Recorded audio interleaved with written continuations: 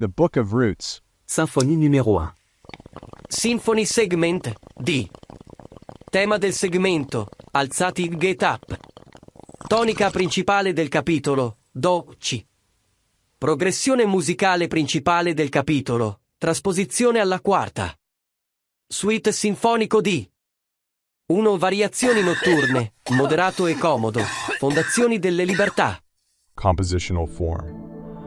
Chapter 6 of 4, First Inversion, Traditional Form. Chapter 8, Judgment of the Dead. As another darkness cycle saw its conclusion, Samuel's vision focused and found him in an expansive, dark, watery abyss, symbolizing the primordial waters of Nu. The eternal stillness of this abyss hinted at the undifferentiated chaos that predated all creation. In the midst of this vast expanse, a voice echoed through the darkness, speaking itself into existence. It was the voice of Atum, the self-created deity who emerged from the primordial waters as the first being. Atum spoke again, and his words formed the firmament, separating the waters above from the waters below. This act of creation brought order to the chaos and established the foundation for all that would follow. As Atum contemplated his solitary existence, he began to dream of companionship. From his dreams sprang forth his children, Shu, the god of air, and Tefnut, the goddess of moisture. They were the first divine pair, embodying the principles of life-giving elements. Curious and adventurous, Shu and Tefnut desired to explore the vast expanse of Nu. They ventured far from their father's presence, lost in the wonders of the primordial waters. After much time had passed, Atum grew worried for his children. In his concern, he plucked out his eye and sent it forth to search for Shu and Tefnut in the depths of Nu. The eye journeyed through the vastness, its light piercing darkness, until it finally found Shu and Tefnut. With great joy, the eye guided them back to their father's presence. In the time that had passed, Atum had grown another eye. As he welcomed his children home, he was overcome with emotion and began to cry tears of joy. These tears fell upon the barren earth, giving rise to life in all its forms. However, the eye that had been sent to search for Shu and Tefnut became distraught, feeling replaced by the new eye. To appease it, Atum took the eye and placed it upon his forehead. These two eyes became the sun, known as Ra, and the moon, illuminating the world with their celestial light. Shu and Tefnut went on to have two children of their own, Geb, the god of the earth, and Nut, the goddess of the sky. However, Geb and Nut were caught in a constant romantic embrace, leaving no space between the earth and the sky to separate them and create a place for life to thrive. Shu would intervene each day, pushing Nut up and away from Geb.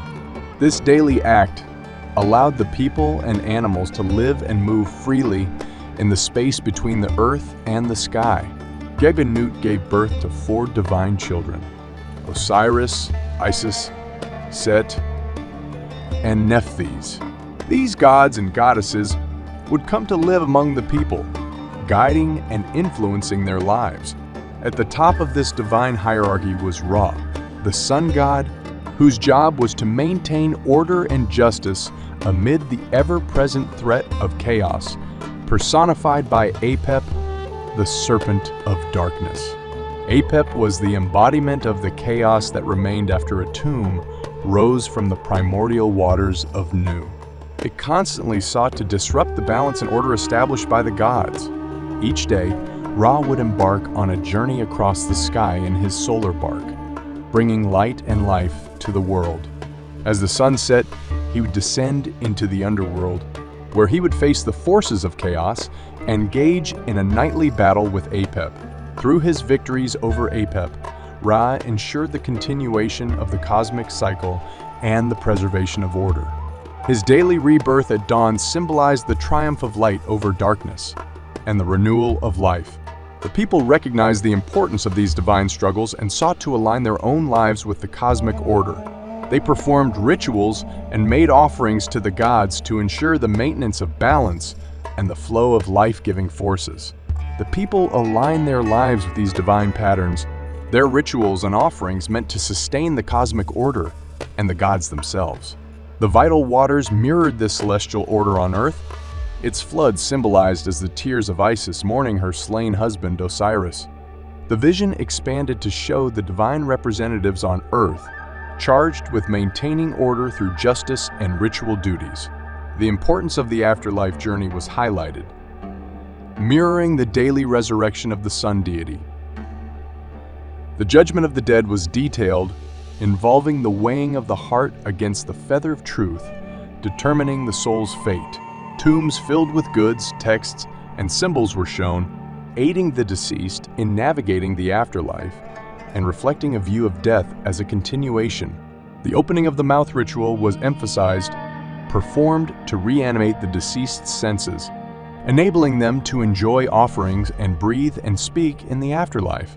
The art of mummification was detailed, aimed at preserving the deceased's physical form for eternity, essential for their existence in the afterlife. As the vision slowly receded, the interconnectedness of life, death, ceremony, and cosmic order was emphasized. With the fading echoes of ancient hymns, Samuel once again found himself in darkness.